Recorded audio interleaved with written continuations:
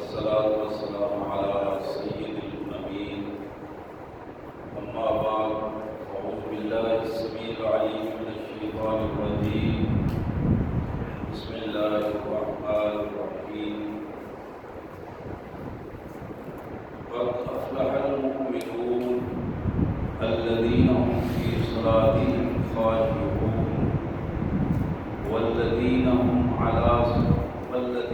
عن اللغو معرضون والذين هم للزكاة فاعلون والذين هم لفروجهم حافظون إلا على أزواجهم وما ملكت أيمانهم فإنهم غير ملومين ومن ابتغى وراء ذلك فأولئك هم العادون والذين هم لأماناتهم وعهدهم راعون والذين هم على صلاتهم يحافظون أولئك هم الوارثون الذين يرثون الفردوس هم فيها خالدون. آمنت بالله صدق الله العظيم. اللهم صل على سيدنا ومولانا محمد وعلى آل سيدنا ومولانا محمد وبارك وسلم.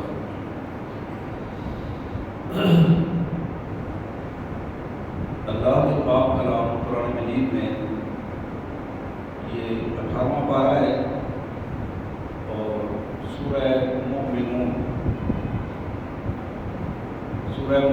کی پہلی 11 آیات میں نے تلاوت کی ہیں اور یہ اس پارے کی بھی پہلی 11 آیات ہیں. سب سے پہلے ان مبارک آیات کا سادہ سا ترجمہ اور پھر نبی رحمت صلی اللہ علیہ وسلم کے فرامین کے پس منظر میں مختصر سے اللہ کے مبارک نام سے بڑا مہربان بہت زیادہ رحم کرنے والا ہے.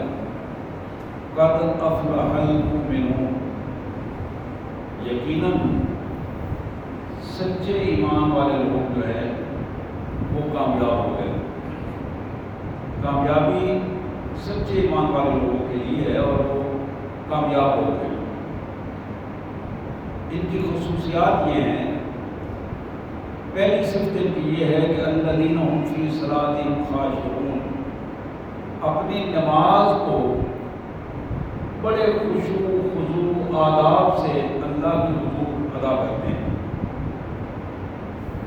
ان کی دوسری خصوصیت یہ ہے کہ والذین هم عن اللغو معرضون، کسی بھی بے مقصد بیہودہ گفتگو میں اپنے آپ کو شامل نہیں کرتے. ایسی محفل میں نہیں بیٹھتے جو بیہودگی اور بے حیائی کی کیفیات کو کھل کر سامنے لائے. ایسی محفلوں سے یہ بچتے ہیں. نہ خود بیہودہ باتیں کرتے ہیں اور نہ بیہودگی کو پسند کرتے ہیں. ان کی تیسری خصوصیت یہ ہے کہ والذین هم للزکاة فاعلون، اپنے مالوں کو اللہ کے حکم کے مطابق زکوٰۃ اور عشر دے کر پاک کر دیتے ہیں. یہ وہ لوگ ہیں کہ والذین هم لفروجہم حافظون، جو اپنی عزتوں کی شرمگاہوں کی حفاظت کرتے ہیں. پورے طور پر اپنے آپ کو محفوظ رکھتے ہیں، بچا کر رکھتے ہیں کہ کوئی ایسی حرکت نہ ہو جس کی وجہ سے بے حیائی کی کوئی کیفیت، کوئی چھٹا ان کے لباس پر پڑ جائے. الا علی ازواجہم او ما ملکت ایمانہم فانہم غیر ملومین. ہاں، جن چیزوں میں اللہ نے انہیں اجازت دی ہے اپنے گھر میں اپنے بیویوں کے معاملے میں یا اس دور میں وہ خواتین جو جنگوں میں لائی جاتی تھیں اور لونڈیوں کی صورت میں انہیں ملتی تھی، اللہ نے فرمایا ان کے حوالے سے ان پر کسی قسم کا اعتراض نہیں ہے اور نہ ہی کوئی مذمتی کیفیت ہے. لیکن فمن ابتغى وراء ذلك فاولئک هم العادون، جو شخص یہ رعایتیں ملنے کے بعد حلال راستہ، حلال دروازہ کھلنے کے بعد پھر کسی حرام کاری میں مبتلا ہو جائے پھر حد سے بڑھ جائے، اللہ کے قانون کو توڑنے کی کوشش کرے، یہ بندہ جو ہے یہ بڑا بد ڈسپلن ہے اور یقیناً یہ اللہ کے قانون کی سزا پا کر رہے گا۔ والذین هم لأماناتهم وعہدهم راعون، یہ سچے ایمان والے لوگ جو کامیاب لوگ ہیں، یہ وہ لوگ ہیں جو اپنی امانتوں کو دیانتداری کے ساتھ واپس کرتے ہیں، اپنے وعدوں کا خیال رکھتے ہیں۔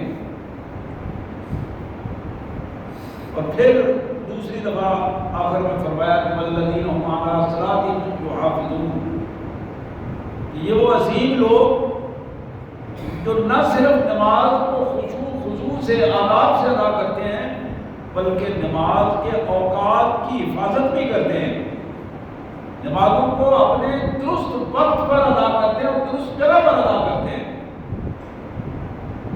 اولئک هم الوارثون، جن میں یہ خصوصیات ہیں، یہ سچے ایمان والے، ان کو اللہ نے وارث بنا دیا ہے۔ کس کا وارث بنایا ہے؟ الذین یرثون الفردوس، اللہ نے ان کو جنت کا وارث بنایا ہے اور جنت میں اس جگہ کا وارث بنایا ہے جس کو جنت الفردوس کہتے ہیں، جہاں محمد رسول اللہ صلی اللہ علیہ وسلم کا اپنا رہائش، اپنی رہائش کا گھر ہوگا۔ اس جنت الفردوس میں یہ ایمان والے لوگ بھی موجود ہوں گے۔ یہ جنت الفردوس جو عرش عظیم کے بالکل نیچے ہے، ہم فیہا خالدون، اس میں یہ ہمیشہ رہیں گے، ہمیشہ ہمیشہ رہیں گے۔ سبحان اللہ و بحمدہ، سبحان اللہ العظیم و بحمدہ، استغفر اللہ۔ یا کریم یا ارحم الراحمین یا ذا الجلال والاکرام۔ یہ آیات تھی 18ویں پارے کی پہلی 11 آیات، جو سورہ مومنون کی بھی پہلی 11 آیات ہیں۔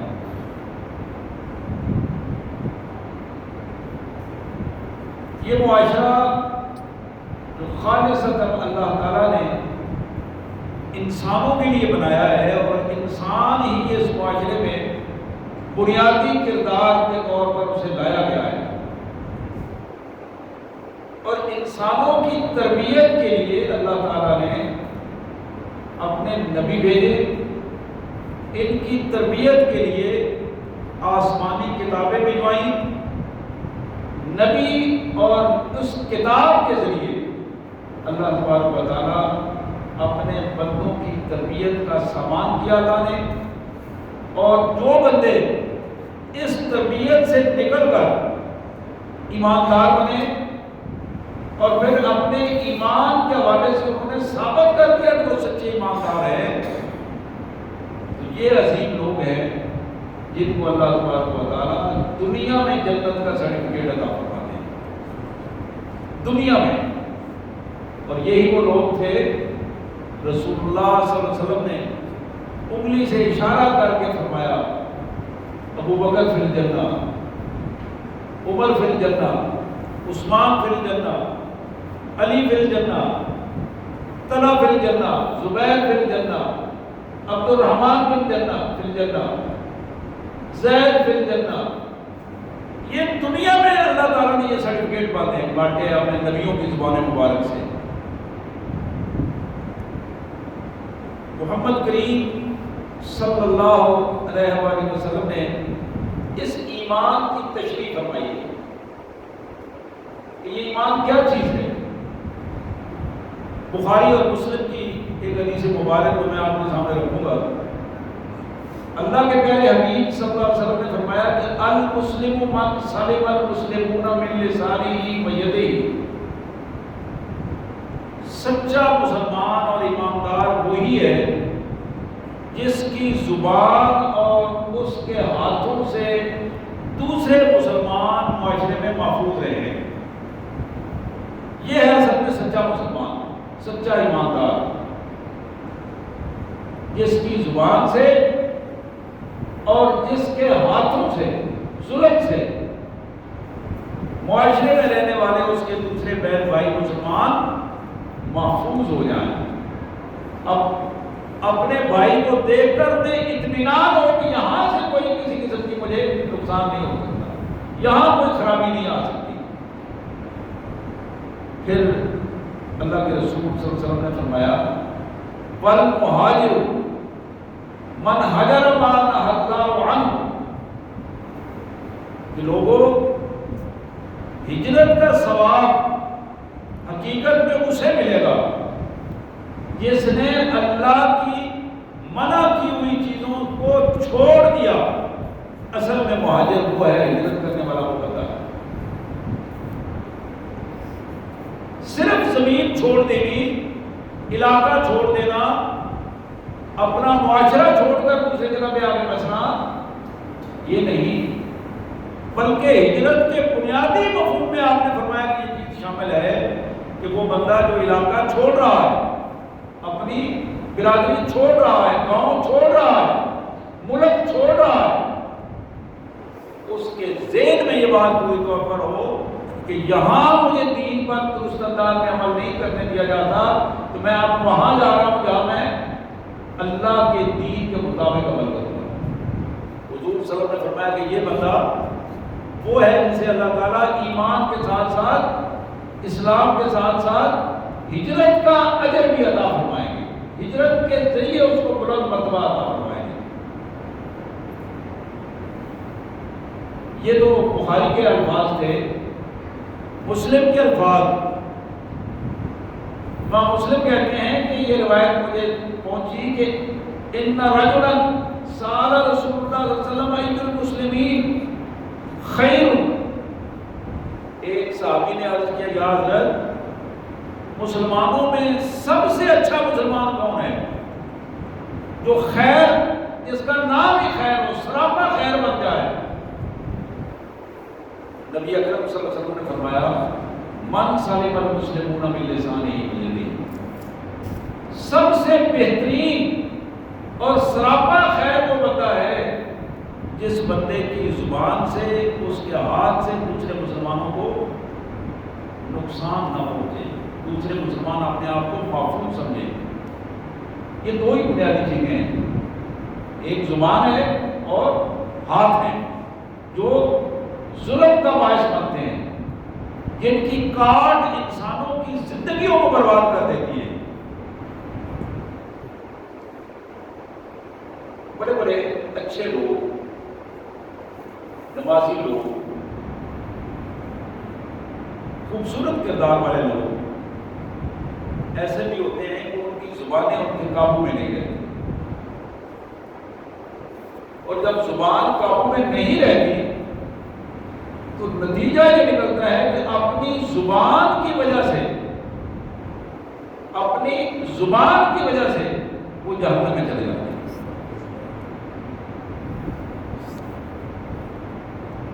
ایک دوسری حدیث میں نے پہلے بھی خطبے میں بیان کی تھی،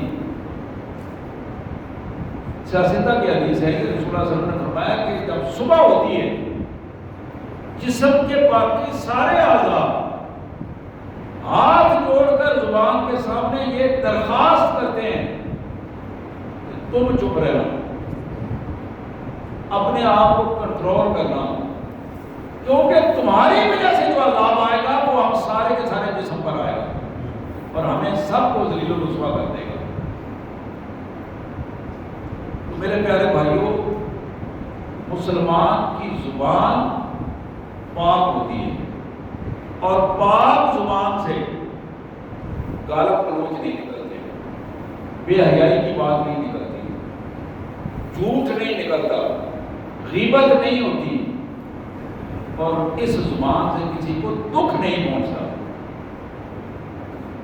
دکھ نہیں پہنچتا۔ بعض الفاظ ایسے ہوتے ہیں، چھوٹے چھوٹے الفاظ جو جس کا زخم کھاؤ انسان کو گہرا زخم لگا جاتا ہے اور سالوں تک کوئی ایک کی ہوئی بات جو وہ کبھی بھولتا نہیں ہے۔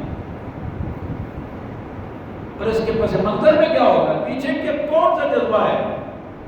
صرف سوائے شیطانی جذبوں کے اور کوئی جذبہ نہیں، صرف نفسانی خواہشات ہوتی ہیں کہ یہ بندہ بچ کر کیسے جائے گا، اور اس سے آگے بڑھ کر بڑا ظلم یہ ہے کہ بعض قریبی رشتہ دار قریبی رشتہ دار وہ باہم آپس میں اس طرح کی ڈوکا ٹاکی اور اس طرح کی چونچے لڑانا، زبان کا غلط استعمال کرنا، یہ قریبی رشتہ داروں میں نسبتاً دور کے زیادہ ہے، اور یہ بالخصوص خواتین میں سب سے زیادہ یہ اثر پایا جاتا ہے۔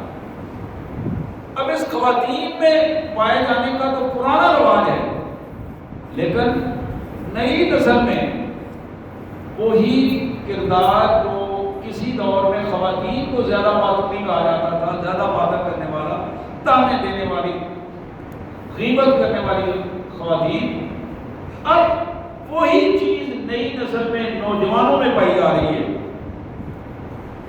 مرد کی ایک پہچان یہ ہوتی تھی کہ وہ مرد جو خاموش رہتا ہے اور اپنے پر وقت بات کرتا ہے، اچھی بات کرتا ہے اور وقت پہ کرتا ہے، دلیل سے کرتا ہے، ہر وقت منہ نہیں کھولے رکھتا اور ہر وقت ہر بات میں اپنا حصہ نہیں ڈالتا، تو وہ اچھا اور جرأت مند اور فیصلہ کرنے والا اپنے معاشرے میں باعزت مرد قرار پاتا تھا۔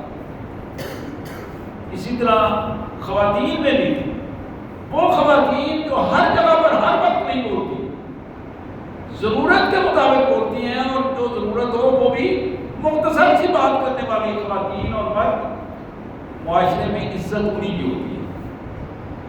جب آدمی بلا وجہ بولتا چلا جاتا ہے تو اپنی عزت کو وہ خود ختم کر دیتا ہے۔ جناب محمد کریم صلی اللہ علیہ وآلہ وسلم کا ایک اور ارشاد گرامی جو سیاستہ کی حدیث ہے، حضور صلی اللہ علیہ وسلم نے فرمایا، من یضمن لی ما بین لحیہ وما بین فخذیہ اضمن له الجنہ۔ لوگوں، جو شخص ایمان کے بعد مجھے اس بات کی ضمانت دے کہ میری زبان سے اللہ کی مرضی کے خلاف کوئی بات نہیں نکلے گی، میں اپنی زبان کی پوری حفاظت کروں گا اور اپنی حیاداری کی حفاظت کروں گا، عزت کی حفاظت کروں گا، بے حیائی کا کوئی عمل مجھ سے نہیں ہوگا، حضور نے فرمایا کہ میں اسے جنت کی ضمانت دیتا ہوں، جنت کی ضمانت دیتا ہوں۔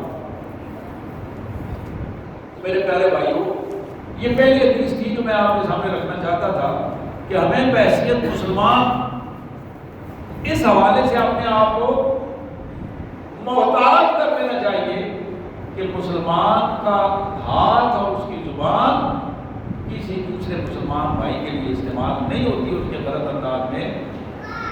اسی طرح اگر ایک مسلمان دوسرے کی مدد کرنے کی پوزیشن میں نہیں ہے، حضور نے فرمایا وہ اس کے لیے کلمہ شر نہ کہے، کلمہ خیر کہہ دے، اچھی بات اس کے لیے کر دے، اس میں اس کا کوئی پیسہ نہیں لگتا، اچھی بات کلمہ خیر کر دینا، اپنی زبان سے دوسرے بہن بھائی کے لیے اچھا کلمہ کہہ دینا، یہ بذات خود ایک بہت بڑی نیکی ہے، بہت بڑی نیکی بن جاتی ہے۔ اسی طرح اپنے ہاتھ کا استعمال اس کو اللہ اور اللہ کے رسول کے احکامات کے مطابق بنانا، یہ بڑی اہمیت رکھتا ہے۔ بعض افراد کی عادت بن جاتی ہے، بعض خواتین کی بھی عادت ایسی بنتی ہے کہ وہ ہاتھ اٹھا کر اشارے کر کے دوسرے کو تانے مارتی ہے۔ قرآن مجید نے اس کی بڑی مذمت کی ہے۔ اسی طرح ہاتھوں سے ظلم کرنا، بلا وجہ کسی کو مارنا، بلا وجہ نہ حق کسی کا مال کھا لینا، یہ وہ چیزیں ہیں جو انسان کو حلال کی بجائے حرام کی طرف لے کر جاتی ہیں۔ اور اسی طرح بعض بھائیوں کی عادت ہوتی ہے، محسوس نہیں کرتے، وہ بدنیتی نہیں ہوتی ہے، عادتاً ایسا کر جاتے ہیں کہ کسی جگہ پہ کھڑے ہیں، کوئی چیز کھانے والی پڑی ہے تو بغیر اجازت کے اٹھا کے کھا لی، ریڈی سے کوئی چیز کھا لی، آگے پیچھے دکان پہ کھڑے ہیں تو بغیر اجازت کے کوئی چیز کھا لی، اب جو چیز بغیر اجازت کے کھائی ہے اس کا ہمیں حساب دینا پڑے گا. جب تک اس کا مالک ہمیں معاف نہیں کر دیتا، درگزر نہیں کرتا، اس وقت تک ہمیں اپنے آپ کو اس حساب کے لیے تیار رکھنا چاہیے جو حساب جو ناحق چیز جو ہے ہم نے دوسرے کا حق تھا وہ ہمیں کھا لیا ہے. میرے پیارے بھائیوں، اسی طرح کبھی آپ نے اس پر غور کیا ہو، ہم اپنے گھر کے اندر تو کام کروا رہے ہیں لیکن ہم نے گلی کو بند کر دیا ہے اینٹیں رکھ کر، مصیبت بنا دی ہے لوگوں کے لیے، باہر ریت رکھ کے، بجری رکھ کے، سیمنٹ رکھ کے، سریا رکھ کے، لوگوں کے گزرنے کا راستہ تنگ ہو گیا ہے، مشکل سے گزرتے ہیں. میں نے اپنی سہولت ایک فرق نہیں کی ہے اور میں نے سینکڑوں لوگوں کے لیے پریشانی بنا دی ہے. یہاں تو ممکن ہے میرے منہ پہ کوئی بات نہ کرے لیکن اللہ کے فرشتے اس ساری چیز کو ریکارڈ کر رہے ہیں. اللہ کیا مجھے اس کا جواب دینا پڑے گا کہ یہ گلی جو تم نے بند کی تھی یہ تمہاری ملکیت تو نہیں تھی. اگر ملکیت تھی بھی کسی سطح پر تو تمہیں اس کا حق نہیں تھا کہ تم لوگوں کے لیے اس لوگوں کو پریشان کرتے اور گلی کا راستہ خراب کرتے. بعض گھروں میں یہ عادات ہوتی ہیں، اپنے گھر کے سامنے نالیوں کو صاف کیا اور گندگی جو ہے وہ سامنے رکھ دی ہے اور کئی دن وہ گندگی وہاں پڑی رہتی ہے اور بدبو کا ایک ماحول بن جاتا ہے. تو یہ سارے کام تو ہاتھوں سے ہوتے ہیں، زبان سے یہ سارے معاملات. تو یہی وہ چیز ہے کہ جس شخص نے بھی دوسرے کسی مسلمان بہن بھائی کو تکلیف دی ہے وہ تکلیف ہاتھ سے پہنچی ہے یا زبان سے پہنچی ہے، اللہ کے رسول صلی اللہ علیہ وسلم نے فرمایا کہ اس کا اسلام خطرے میں پڑ گیا ہے. اسلام تب محفوظ رہے گا جب اس کی زبان سے دوسرے محفوظ رہیں گے. اسلام تب محفوظ رہے گا جب اس کے ہاتھ سے دوسرے بہن بھائی محفوظ رہیں گے. تو سید عالم صلی اللہ علیہ وآلہ وسلم کی ایک اور حدیث مبارک آپ ذرا دیکھیے. یہ حدیث جناب انس بن مالک رضی اللہ تعالیٰ عنہ کی روایت ہے، یہ بھی بخاری اور مسلم کی روایت ہے. حضور نے فرمایا کہ ثلاث من ہن فی ولد بہن حلاوۃ الایمان. تین قسم کے لوگ ایسے ہیں جن میں یہ صفات پائی جائیں تو وہ اپنے ایمان کا لطف اٹھائیں گے، حلاوت، مٹھاس، لطف اٹھائیں گے، انہیں ایمان کا سرور محسوس ہوگا. پہلا بندہ من کان اللہ و رسولہ احب الیہ مما سواہ، وہ بندہ جسے دنیا جہان میں ساری چیزوں سے بڑھ کر اللہ سے محبت ہو جائے اور اللہ کا رسول اس کے لیے محبوب ہو جائے. یہ وہ بندہ ہے کہ جس کو اس کا ایمان اس کو لطف دے گا، سرور آئے گا اسے. بعض لوگوں کو کھانے میں بڑا سرور آتا ہے اور وہ پلان بناتے رہتے ہیں کہ کہاں جا کے کھانا کھانا ہے، فلاں ہوٹل میں جانا ہے، فلاں پارک میں جانا ہے، فلاں جا کے پکنک پہ، مختلف انداز میں فلاں جگہ پہ گئے تھے، کھانا کھایا، بڑا لطف آیا. بعض لوگوں کی لطافت جو ہے وہ لباس میں ہوتی ہے کہ لباس پہنا یار کمال ہے، بڑا لطف آیا، یہ آج کپڑے پہنے بڑے خوبصورت ہیں، لوگوں نے دیکھ کر بڑی داد دیے، بڑی باتیں کی، کمال ہوگی، بڑے اثرات مرتب ہوئے، بڑا ضرور آیا مجھے لوگوں کی باتیں سن کر. اس کا لطف، اس کا مزہ، اس کی حلاوت اس کے لباس میں ہوتی ہے. بعض لوگوں کو گاڑیوں میں لطف آتا ہے. آج میں نے فلاں ماڈل کی گاڑی خریدی ہے اور تبدیل کیا اور اس میں مجھے بڑا سکون آیا. جب جہاں گئے ہیں تو لوگوں نے دور دور سے اشارے کر کر کے مجھے بتایا کہ کمال گاڑی ہے، کمال لطف ہے. بعض کی دلچسپی مختلف حوالوں سے پلاٹ خریدنے میں اور زمینیں خریدنے میں اور ان کو لطف آتا ہے، ان کو سکون ہوتا ہے. صلی اللہ علیہ وسلم نے فرمایا کہ لوگوں، یہ بندہ جو سچا ایماندار ہے، اس کے لطف کا معیار اللہ سے محبت میں ہے. جتنی زیادہ اللہ سے اس کو محبت اور تعلق اس کا بڑھتا جاتا ہے اپنے مالک سے، اتنا زیادہ اسے سرور آتا ہے، اتنا زیادہ اسے لطف آتا ہے، اتنا زیادہ وہ اپنے مالک کے قریب ہو کر اس محبت میں مگن رہتا ہے اور محمد رسول اللہ صلی اللہ علیہ وسلم کی محبت میں مگن رہتا ہے.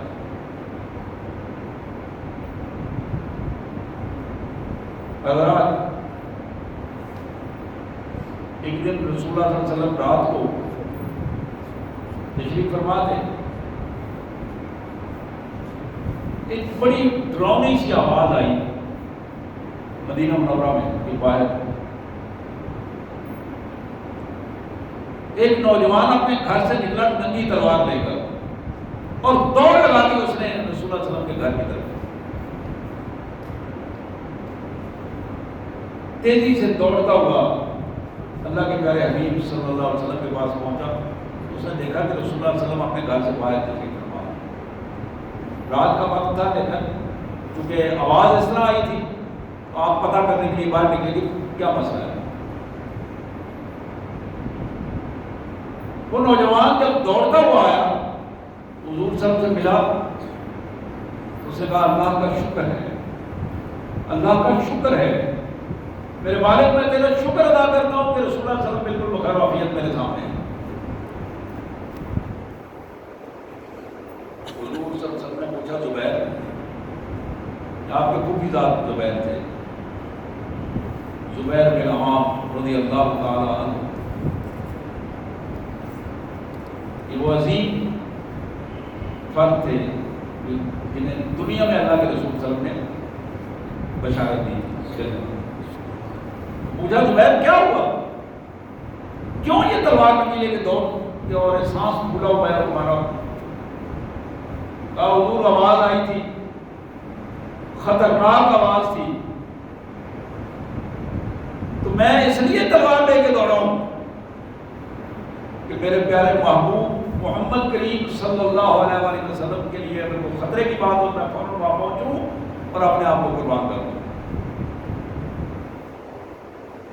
حضور صلی اللہ علیہ وسلم مسکرائے اور فرمایا کہ زبیر کمال ہے، یہ بتاؤ کہ اگر مجھے کچھ ہو جاتا تو تم کیا کرتے؟ نوعمر تھے زبیر، جوان تھے، عرض کرنے لگے حضور خدا کی قسم اگر آپ کو ایک کانٹا بھی چبھتا تو زبیر اپنی اس تلوار سے ان دشمنوں کے ٹکڑے ٹکڑے کر کے رکھ دیتا، چاہے میری جان ہی اس میں کیوں نہ چلی جاتی، مجھے اس کی پرواہ نہیں. میں آپ کی حفاظت کے لیے اپنے آپ کو قربان کر دیتا. میرے بھائیوں، یہ کمال قسم کا جذبہ ہے محبت کا. جب آدمی مادہ پرست ہوتا ہے، دنیا داری میں ڈوبتا ہے، تو اللہ تعالیٰ کے رسول کی محبت اس کے اندر نہیں رہتی. وہ محبت ختم ہوتی چلی جاتی ہے، مال کی محبت بڑھ جاتی ہے، گاڑیوں کی محبت بڑھتی ہے، لباسوں کی محبت بڑھتی ہے، کھانوں کی محبت بڑھتی ہے، دوستوں کے ماحول کی محبت بڑھتی ہے. یہ دنیا داری کی محبتیں پھر بڑھتی ہیں. لیکن جو ایمان والا فرد ہے اس کے اندر اللہ اور اللہ کے رسول کی محبت کا جو معیار ہے وہ کبھی بھی سرد نہیں ہوتا، ٹھنڈا نہیں پڑتا. وہ ہمیشہ اپنے آپ کو قربان کرنے کے لیے تیار ہوتا ہے. ایک عظیم سردار، انصار کے سردار جناب سعد بن ربیع رضی اللہ تعالیٰ عنہ، پہلے بھی ایک دو دفعہ میں نے ان کا یہ واقعہ آپ کے سامنے رکھا. غزوہ احد میں نبی رحمت صلی اللہ علیہ وسلم نے جنگ کے بعد، غزوہ کے بعد جب ساتھیوں سے ملاقات ہوئی بیٹھے تو آپ نے فرمایا کہ سعد کو دیکھو کدھر ہے، نظر نہیں آ رہا. اپنے قبیلے کے سردار تھے اور کمال قسم کے آدمی، ہمیشہ اپنے آپ کو رسول اللہ صلی اللہ علیہ وسلم کی ذات گرامی کے لیے قربان کرنے کے لیے تیار رکھتے تھے. حضور نے فرمایا کہ کون ہے جو سعد کو ڈھونڈ کے لائے، سعد کی خبر لائے. ابی بن کعب رضی اللہ تعالیٰ عنہ، قاری قرآن، عظیم انسان، نوجوان تھے، بھرپور نوجوان تھے، تو عرض کرنے لگے حضور اگر مجھے اجازت دیں تو میں، آپ نے کہا اچھا جاؤ، اور جہاں بھی ساتھ ملے اسے میرا سلام کہنا۔ جناب ابی نے دوڑ لگا لی، میدان میں چل پھر رہے ہیں، دیکھا ساری طرف، نظر نہیں آئے، قیدیوں میں دیکھا وہاں نظر نہیں آئے، جو میتیں پڑی تھیں کیونکہ غزوہ احد میں زیادہ شہادتیں ہوئی تھیں، ان کو الٹ پلٹ کے دیکھا، وہاں بھی نظر نہیں آئے۔ ایک اور اس طرح کا جگہ تھی جہاں بہت سارے زخمیوں کو اکٹھا کیا گیا تھا جو کرا رہے تھے، وہاں دیکھا، وہاں بھی نظر نہیں آئے۔ تو ایک چوتھی جگہ پہ گئے جہاں لاشیں بھی تھیں اور میتیں بھی تھیں اور زخمی بھی تھے۔ اسی طرح ایک تو زخمیوں کی اور لاشوں کی کو ہٹایا تو نیچے سے جناب سعد رضی اللہ عنہ کا آواز آئی، اور یہ آخری سانس لے رہے تھے۔ جناب ابی نے عرض کی کے ساتھ مجھے اللہ کے رسول صلی اللہ علیہ وسلم نے بھیجا ہے تمہاری طرف، اور انہوں نے سلام کہا ہے۔ میری بہنوں اور میرے بھائیوں، خدا کی قسم یہ الفاظ میں بیان کرنے والی بات نہیں ہے کہ جناب سعد کا چہرہ چمک اٹھا اس کیفیت میں کہ ایک لو میں زخم تھے، خون بہ رہا تھا، چہرہ چمک اٹھا اور خوشی سے کہنے لگے میرے آقا نے میرا نام لے کر سلام بھیجا ہے۔ سبحان اللہ، سبحان اللہ۔ کہنے لگے ابی میرے بھائی میری بات ذرا توجہ سے سن لو، ہو سکتا ہے میرے پاس یہ چند لمحے ہیں اور یہ سانس اکھڑ رہی ہے، سب سے پہلے میرے آقا صلی اللہ علیہ وسلم کو میرا سلام کہنا، دوسری بات میرے آقا صلی اللہ علیہ وسلم کو میری طرف سے عرض کرنا کہ آپ کا غلام لڑتے ہوئے اللہ کی رضا کے لیے کام آ گیا ہے، اور اس نے سینے پہ زخم کھائے ہیں، پشت پہ زخم نہیں کھائے، بہادری سے لڑا ہے، بزدلی نہیں دکھائی۔